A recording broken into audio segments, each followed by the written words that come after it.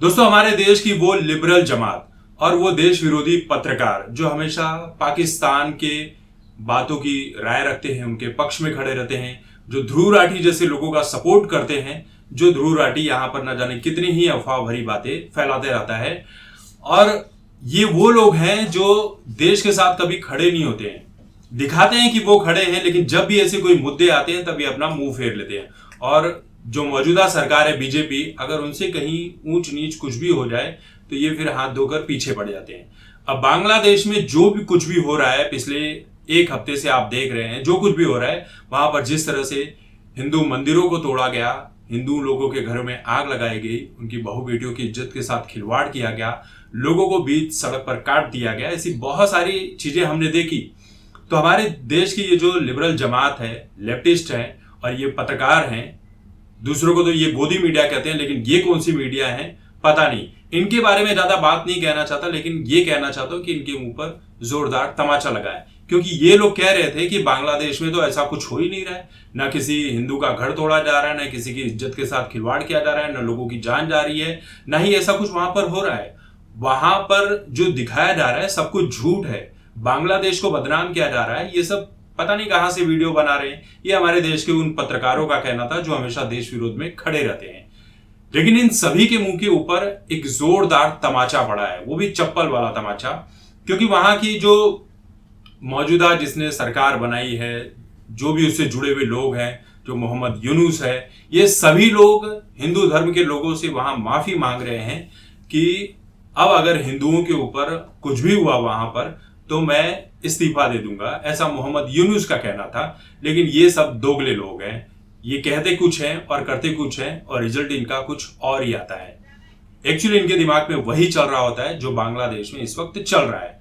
अब देखिए, बांग्लादेश में सरकार ऐसे ही नहीं गिरी है, ऐसे ही तख्ता पलट नहीं हुआ है। पहले भी कह चुका हूं कि इसमें अमेरिका की CIA और पाकिस्तान की ISI और बांग्लादेश से फरार एक जिसे आतंकवादी घोषित किया गया था, खालिदा जिया का बेटा तारिक रहमान, ये सभी मिलकर बांग्लादेश में इन्होंने तख्ता पलट किया है। अब बांग्लादेश जो है वो अपनी इमेज सुधारने में लगा हुआ है कि कहीं पाकिस्तान के जैसी हालत ना हो जाए, क्योंकि पाकिस्तान में जितने भी हिंदू थे, सिख थे, क्रिश्चियन थे, इन सभी को वहां से मिटा दिया गया।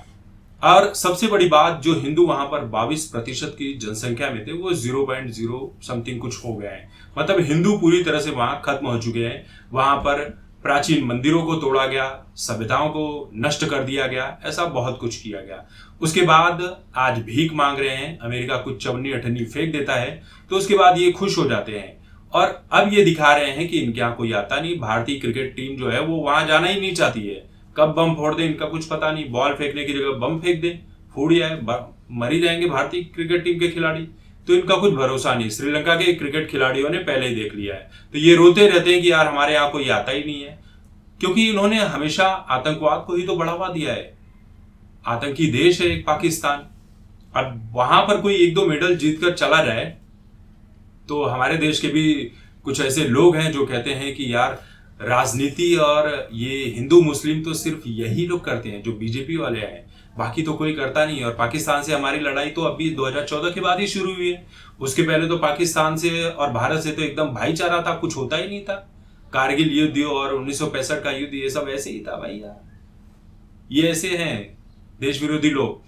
तो बांग्लादेश भी वही सोच रहा है कि कहीं उसका हाल भी पाकिस्तान के जैसा ना हो जाए, क्योंकि हमें बताया गया है कि बांग्लादेश जो है वो भारत से भी कहीं अधिक विकसित देश है। 2018 के बाद तो बहुत ज्यादा विकसित देश बन गया है। बहुत ही कम दिनों में वो अमेरिका की बराबरी कर लेगा, क्योंकि इसकी GDP जो है वो भारत से भी कहीं ज्यादा है।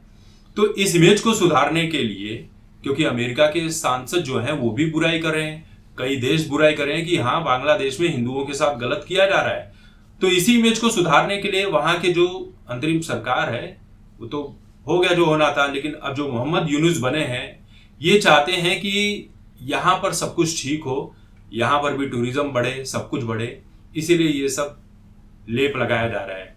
आपको जानकर हैरानी होगी कि बांग्लादेश में 1971 के बाद से कोई भी भारतीय फिल्म रिलीज नहीं हुई है। भारतीय फिल्म छोड़िए, हॉलीवुड की भी, किसी भी देश की फिल्म वहां पर रिलीज नहीं हुई थी। वो तो शेख हसीना ने जब शाहरुख खान की पठान आई तो 1971 के बाद पठान ऐसी फिल्म है जो वहां पर रिलीज की गई। इनका ये कहना था कि बाहर से जो फिल्में आएगी वो नुकसान करेगी, उनके कलाकारों को मौका नहीं मिलेगा। यहाँ की फिल्में बनेगी तो हमारे कलाकारों को मौका मिलेगा और ग्रोथ मिलेगी। भारत में साल में बनती हैं 1500 से 2000 फिल्में और वहां पर बन रही है 60-70 फिल्में, वो भी घिसी पिटी फिल्में। और जब नहीं चली तो अश्लील फिल्में बनाना शुरू कर दिया उन लोगों ने, और उसके बाद पूरा का पूरा फिल्म इंडस्ट्री बेड़ा गर्क हो गया। चंकी पांडे को वहां का शाहरुख खान कहा जाता है बांग्लादेश का। तो बांग्लादेश में, और सबसे बड़ी बात, जिस 1971 के युद्ध में पाकिस्तानी सैनिकों ने जो अत्याचार किए थे, उस अत्याचार को दर्शाने के लिए जो प्रतीकात्मक चीजें बनाई गई थी उसे बांग्लादेश के लोगों ने तोड़ दिया। ऐसा दिखा रहे हैं कि पाकिस्तान तो भैया हमारा भाई है। अब आप समझ रहे हैं ना, भारत दुश्मन बन चुका है। भारत को ये चेतावनी दे रहा है, बांग्लादेश जैसा थर्ड क्लास देश वो भारत को चेतावनी दे रहा है कि भारत हमारे मामलों में हस्तक्षेप ना करे और शेख हसीना को जल्दी से जल्दी बांग्लादेश को दे दिया जाए। ये क्या बोले, गालियां निकाल नहीं सकते, बस वही बात है। बाकी ऐसे ऐसे तुच्छ देश जो है भारत को आंखें दिखा रहे हैं, कल को रोटी और आटा मांगने के लिए भारत की तरफ ही मुंह देखेंगे। और अभी पता नहीं किसके दम पर चेतावनी दे रहे हैं। अगर अमेरिका के दम पर चेतावनी दे रहे हैं तो बहुत ही जल्द वही हालत होगी जो अफगानिस्तान और इराक जैसे देशों का हुआ था और पाकिस्तान का हो रहा है। तो बांग्लादेश जो है अपनी इमेज सुधारने में लगा हुआ है, क्योंकि वहां पर सड़कों पर लाखों हिंदू, 7 लाख से भी अधिक लोग जय श्री राम के नारे लगाते हुए, हरे कृष्ण हरे रामा के नारे लगाते हुए सड़कों पर उतर गए अपने हाथों में तलवार लेकर। जब निकल गए तो वहां के लोगों को भी समझ में आ गया कि भैया आप यहाँ पर सब कुछ भ्रष्ट होने वाला है, खत्म हो जाएगा, क्योंकि हिंदू भी जाग चुका है। तो इसीलिए यह मामला समय रहते समेट लिया जाए तो उतना अच्छा होगा।